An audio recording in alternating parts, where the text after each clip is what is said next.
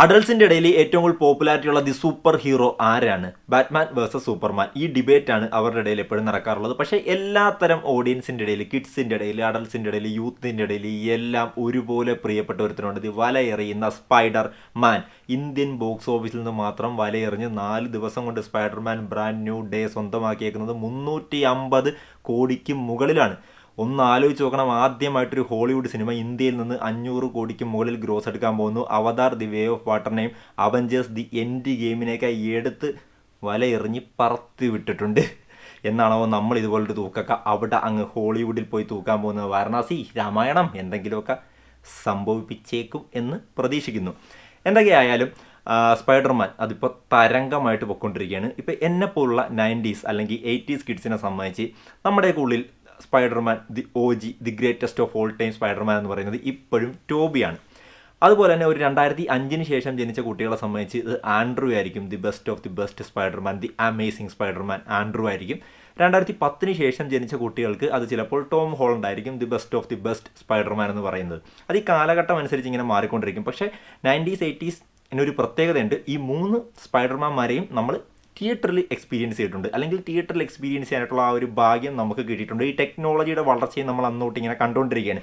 അതുകൊണ്ട് തന്നെ എൻ്റെ മനസ്സിൽ ടോബിയാണ് ഇപ്പോഴും ബെസ്റ്റ്. പക്ഷേ ടോം ഹോളണ്ട് വേറെ ലെവൽ സ്പൈഡർമാനാണ്. ഇപ്പം ഇറങ്ങിയ ഈ ഒരു പാർട്ട് വെച്ച് പുള്ളി അത് ഭയങ്കരമായിട്ട് എക്സ്ട്രാ ഓർഡിനറി ആയിട്ട് പുള്ളി അത് പ്രൂവ് ചെയ്തിട്ടുണ്ട്. അതെങ്ങനെയാണെന്ന് പറയാം. ഓരോ കാലഘട്ടത്തിലും മാർവലിൻ്റെ ദി ബെസ്റ്റ് എന്നല്ല, ലോകത്തിലെ തന്നെ സൂപ്പർ ഹീറോസിൽ പോപ്പുലാരിറ്റി വൈസ് ദി ബെസ്റ്റ് ആയിട്ടുള്ള സ്പൈഡർമാൻ്റെ റോള് ആപ്റ്റ് ആയിട്ടുള്ള വ്യക്തികളുടെ കൈകളിൽ പോയി എത്താറുണ്ട്. ലോകത്തിലെ സൂപ്പർ ഹീറോസിൽ ദി ബെസ്റ്റ് സ്പൈഡർമാൻ എന്ന് ഞാൻ പറയുമ്പോഴത്തേക്കും DC ഫാൻസ് വന്ന് പൊങ്കാലയിടാൻ ചാൻസ് ഉണ്ട്. അവരുടെ മനസ്സിൽ സൂപ്പർമാൻ അല്ലെങ്കിൽ ബാറ്റ്മാൻ ആണ് ദി ബെസ്റ്റ്. പക്ഷേ പോപ്പുലാരിറ്റി വൈസ് സ്പൈഡർമാനാണ്. Accept the truth or die. അതാണ് പോപ്പുലാരിറ്റി വൈസ്, അതാണ് സത്യം. സോ അത് ആപ്റ്റായിട്ടുള്ള കൈകളിൽ എത്താറുണ്ട്. ടോം ഹോളണ്ട് ഇപ്പം നല്ല വെടിപ്പായിട്ട് ക്ലീനായിട്ട് അത് ചെയ്തു പോകുന്നുണ്ട്. ഇനി വേറൊരു സംഭവം പറയാം. ഇന്ത്യൻ ബോക്സ് ഓഫീസിൽ നിന്ന് ആദ്യമായിട്ടൊരു ഹോളിവുഡ് സിനിമ ആയിരിക്കും ഇവിടെ 200 കോടി ഡേ 1 കളക്ഷൻ സ്വന്തമാക്കാൻ പോകുന്നത്. ഒരു ഇന്ത്യൻ സിനിമ ആയിരിക്കില്ല.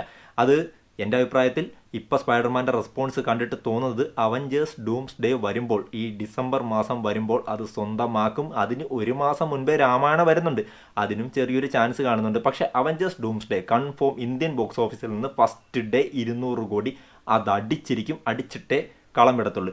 ഈ സ്പൈഡിയുടെ ഇപ്പോഴത്തെ ഈ ഒരു പെർഫോമൻസ് കാണാൻ നേരത്ത്, അതായത് വീക്കെൻഡ് കൊണ്ട് 350 കോടി, 3 ദിവസം കൊണ്ട് 250 കോടി, ഒരു ദിവസം അതായത് ഞായറാഴ്ച ഈ ദിവസം 100 കോടിക്ക് മുകളിൽ ഇന്ത്യയിൽ നിന്ന് മാത്രം കളക്ട് ചെയ്യാൻ പോകുന്നു. ഫൈനൽ എന്തായാലും 500 കോടിക്ക് മുകളിൽ പോയി നിൽക്കും. ഇത് കാണാൻ നേരത്ത് അവഞ്ചേഴ്സ് ഡൂംസ് ഡേ ചിലപ്പോൾ ഫസ്റ്റ് 1000 കോടിയൊക്കെ പോസിറ്റീവ് റെസ്പോൺസിൽ ഇന്ത്യയിൽ നിന്ന് തൂക്കാൻ ചാൻസ് ഉണ്ട് കേട്ടോ, ചാൻസ് ഉണ്ട്. അമ്മാതിരി ഒരു റെസ്പോൺസാണ്. മാർവലിൻ്റെ കംബാക്കും കൂടി ആകുന്നത് കൊണ്ട് തന്നെ അങ്ങനെ നടക്കാൻ സാധ്യതയുണ്ട്. ഇനി ഈ വലയിൽ കുടുങ്ങാതെ ഒരു ഇന്ത്യൻ സിനിമ ഇവിടെ സർവൈവ് ചെയ്ത് പോകുന്നുണ്ട്. ഞാനിതിങ്ങനെ പറയാൻ നേരത്ത് അക്സെപ്റ്റ് ചെയ്യാൻ പലർക്കും ബുദ്ധിമുട്ടാണ്. അക്സെപ്റ്റ് ഓർ ഡൈ, അല്ലാണ്ട് വേറൊന്നും പറയാനില്ല. ജനനായകൻ 2ാമത്തെ വീക്കെൻഡിലും ഒരു ലീക്കായിട്ടുള്ള പടം, 6 മാസം ഡിലേ വന്ന പടം, എന്താ പറയുന്നത്, ഒരു നോൺ ഹോളിഡേ റിലീസ് കിട്ടിയ പടം. എത്രമാത്രം പ്രതിസന്ധികൾ നേരിട്ടിട്ടാണ് ആ പടം വന്നതെങ്കിലും ബോക്സ് ഓഫീസിൽ 2ാം വീക്കെൻഡിൽ നിന്ന് കത്തിക്കുകയാണ്. ഹിന്ദി വേർഷൻ ജനനേത 1500 മുകളിൽ ടിക്കറ്റ്സ് പെർ ഹവർ വിറ്റ് പോകുന്നുണ്ട്. ജനനായകൻ തമിഴ് വേർഷൻ 10K 10,000 മുകളിൽ ടിക്കറ്റ് ഓരോ മണിക്കൂറിലും വിറ്റ് പോകുന്നുണ്ട്, ബുക്ക് മൈ ഷോ വഴി മാത്രം. അപ്പോൾ ആ ഒരു ലെവൽ ട്രെൻഡിങ്ങിൽ ഈ വീക്കെൻഡോട് കൂടി കഴിയുമ്പോൾ 310 കോടിക്ക് മുകളിൽ വേൾഡ് വൈഡ് കളക്ഷൻ പോയി നിൽക്കാൻ പോവുകയാണ് ജനനായകൻ്റെ. പുള്ളിയുടെ സ്റ്റാർ പവർ ഇനി പുള്ളിയുടെ ഒരു ഫാനിനും ആരുടെ മുമ്പിലും പ്രൂവ് ചെയ്ത് കാണിക്കേണ്ട കാര്യമില്ല. ഈ ജനനായകൻ റിലീസൊന്നും എടുത്ത് നോക്കുകയാണെങ്കിൽ ഇന്ത്യയിലെ മറ്റേതൊരു ആക്ടറിൻ്റെ ഫാനാണെങ്കിലും നെഞ്ചിൽ കൈവച്ച് സമ്മതിച്ചരും Thalapathy Vijay is the best superstar, is the first എന്നല്ല the top superstar in the country. ഉറപ്പിച്ച് പറയാൻ പറ്റും. ആ ടൈമിനാണ് സിനിമ വിട്ടങ്ങേര് പോയേക്കുന്നത്. പോട്ടെ. So Jana Nayagan, Spiderman the brand new. നിങ്ങളെ അഭിപ്രായങ്ങൾ കമൻറ്റ് ബോക്സിൽ ഇടുക. സ്പൈഡർമാൻ നിങ്ങൾ കണ്ടെങ്കിൽ അഭിപ്രായം ഇടുക, ജനനായകൻ നിങ്ങൾ കണ്ടെങ്കിലും കമൻറ്റ് ബോക്സിൽ ഇടുക. ഈ 2 സിനിമകളുടെയും ഇപ്പോഴത്തെ പെർഫോമൻസ് ഞെട്ടിക്കുന്ന പെർഫോമൻസാണ്.